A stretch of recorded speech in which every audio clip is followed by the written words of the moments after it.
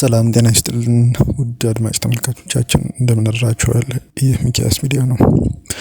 የማለዳ መረጃዎችን ይዘን ወደ እናንተ መጥተናል። በቅድሚያ ግን የዩቲዩብ ቻናላችንን ሰብስክራይብ እንድታደርጉ አክብሮት ጋብዘናችኋል።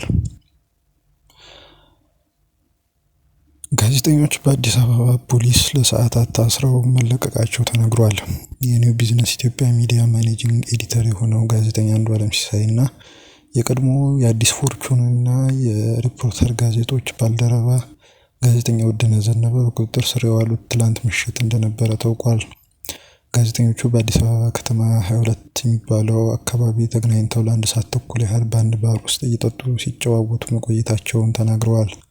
ከዚያም ተለያይተው ወደ ቤታቸው በሚሄዱበት ወቅት ሁለቱም በፖሊስ ቁጥጥር ስር ውለው ካራማራ የተሰኘው ፖሊስ ጣቢያ ተወስደው ነበር። ከዚያም ለ3 ሰዓት ያህል ምርመራ ከተደረገባቸው በኋላ ሌሊቱን መለቀቃቸው ታውቋል።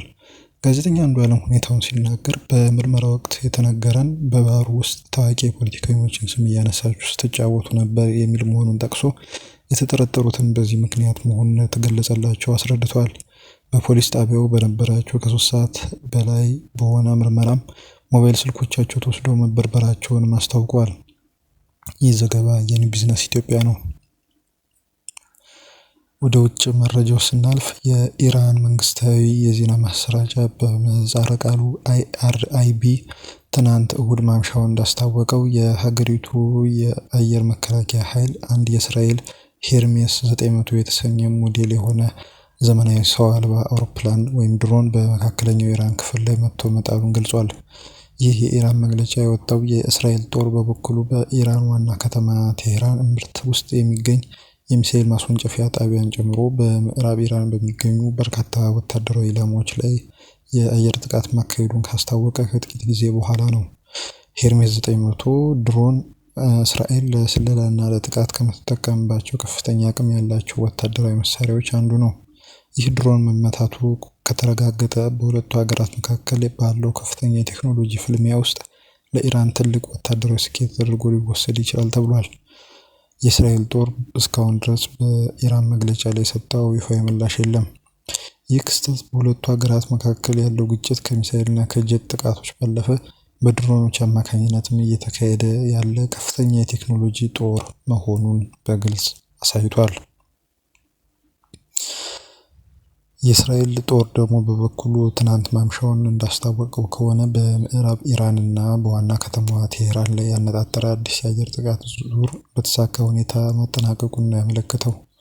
ከኢላማዎቹ መካከል በቴህራን እምብርት ውስጥ የሚገኝ አንድ ከአየር ወደ መሬት የሚተኮስ ሚሳኤል ማስወንጨፊያ እንደሚገኝበት ጦሩ ገልጿል።